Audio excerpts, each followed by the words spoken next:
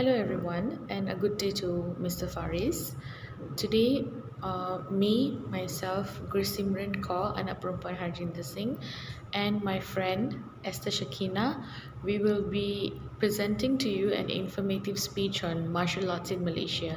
So the first martial art here we're going to present to you is Gatka. Gatka is the name of a Sikh martial art associated with the Sikhs of the Punjab, which is in northern side of India, who practice an early variant of the martial art. It is a style of stick fighting with wooden sticks intended to simulate swords. The Punjabi name Gatka properly refers to the wooden stick that is used in this martial art.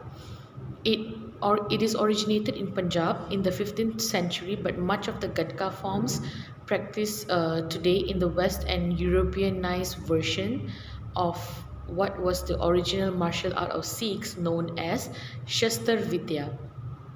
There has been a revival during the later 20th century with an international Gatka federation was founded in 1982 and formalized in 1987, and Gatka is now popular as a sport or a sword dance performance art and is often shown during Sikh festivals.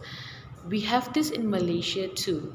So what I'm trying to say here is Gatka's theory and techniques were taught by the Sikh gurus. We have 10 Sikh gurus.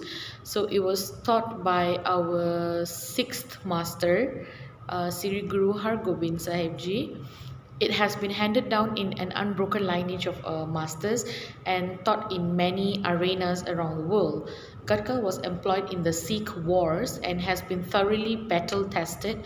It originates from the need to defend righteousness, but is also based on the unification of the spirit and body, which is also called as miripiri. It is therefore generally considered to be both a spiritual and a physical practice. After the Anglo-Sikh Wars, the art was banned by the new British administrators of India in the mid-19th century. During the Indian Rebellion of 1857, the Sikhs assisted the British in crushing the mutiny. As a consequence of this assistance, restrictions on fighting practices were relaxed, but the Punjabi martial arts, which re-emerged after 1857, had changed significantly. The new style applied the sword fighting techniques to a wooden training stick. It was referred to as Gatka after its primary weapon. Gatka was also used mainly by the British Indian Army in the 1860s as practice for hand-to-hand combat. There's a Gatka foundation in Kampung Pandan, Kuala Lumpur, Malaysia as well. They do have the Gatka lessons taught in the Sikh temple of Kampung Pandan. And the next martial art that I will present to you is karate. Karate is a Japanese martial art, and in Japanese, karate is a Japanese word, means empty hand. It's an unarmed martial arts discipline employing like kicking, striking, defensive blocking with arms and legs. Emphasis on concentrating as much of the body's power as possible at the point and instant of impact. Striking surfaces including the hands, particularly the knuckles and the outer edge, ball of the foot, heel, forearm, knee and elbow, all are toughened by practice blows against padded surfaces or wood. Fine boards up to several inches in thickness can be broken by the bare hand or foot of an expert. Timing, tactics, and spirit, however, are each considered at least as important as physical toughening. In sporting, karate and sparring, in training, blows and kicks are stopped short, preferably within an inch of contact. Sporting matches commonly last about 3 minutes to a decision if neither contestant has scored a clean killing point in the estimation of the judges. Contests of form are also held in which single competitors perform predetermined series of movements simulating defense and counterattack against several opponents. Performances are scored by a panel of judges, as in gymnastics. Karate evolved in East Asia over a period of centuries, becoming the systemized in Okinawa in the 17th century, probably by people forbidden to carry weapons. It was imported into Japan in the 1920s. Several schools and systems developed, each favoring somewhat different techniques and training methods. Karate, like other Asian martial art disciplines, stresses mental attitude, rituals of courtesy, costumes, and a complex ranking system by color of belt. They have black belt, they have brown belt, so there is some overlapping of technique with other fighting styles. That's about karate. And the next martial art that I would like to tell you about is Taekwondo. Taekwondo has its own history as well. So Taekwondo is a Korean martial art characterized by punching and kicking techniques with emphasis on head height kicks, jumping, spinning kicks, and fast kicking techniques. The literal translation for Taekwondo is kicking, punching, and the art of way off. Like Tang Soo Do, Taekwondo always requires wearing a uniform known as a dobok. It is a combative sport and was developed during the 1940s and 1950s by Korean martial artists and with experience in martial arts such as karate, Chinese martial arts, and indigenous Korean martial arts traditions such as Taekyon, Subak, and Gombyo. The oldest governing body for Taekwondo is the Korea Taekwondo Association, which is well known as KTA, formed in 1959 through a collaborative effort by representatives from the 9 original kwans or martial arts schools in Korea. The main international organizational bodies for Taekwondo today are International Taekwondo Federation, which is known as ITF, founded by Choi Hong-hee in 1966, and the partnership of the Kukiwon and World Taekwondo WT, formerly World Taekwondo Federation of WCF, founded in 1972 and 1973, respectively by the Korea Taekwondo Association. Gyorugi, a type of full contract sparring, has been an Olympic event since 2000. The governing body for Taekwondo in the Olympics or Paralympics is World Taekwondo.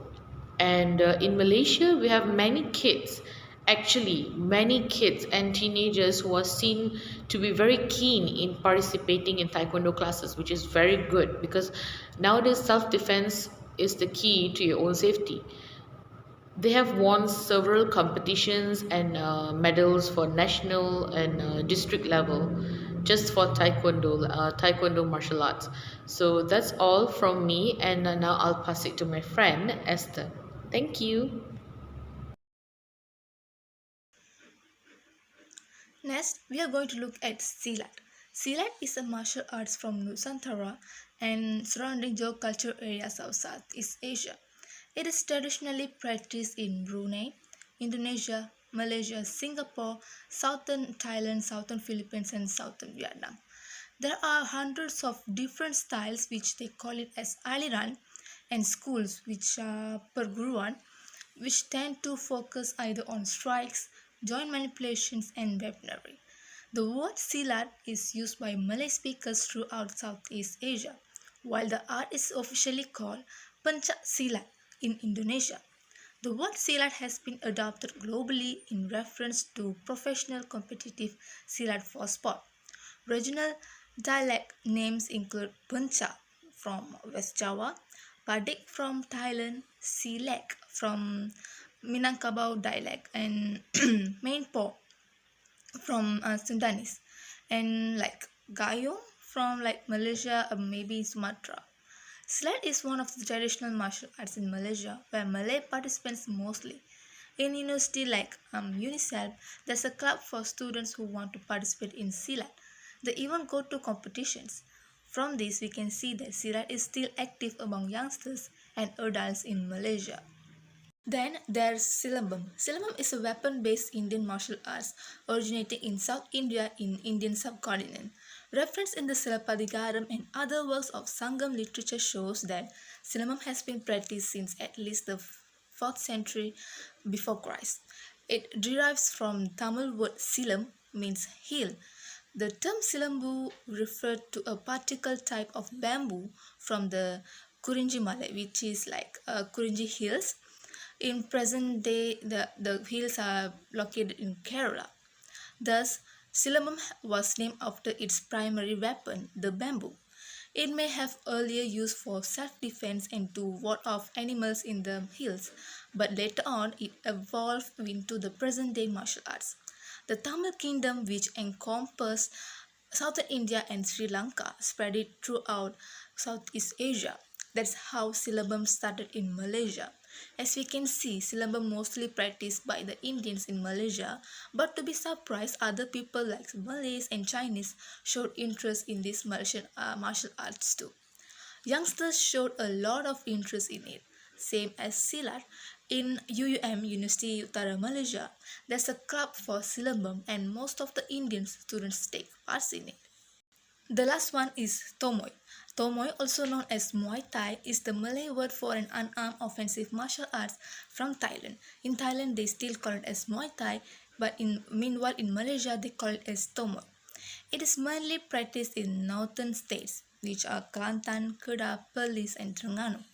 The word Tomoy originated from the Thai Toi Moi or Doi Muay.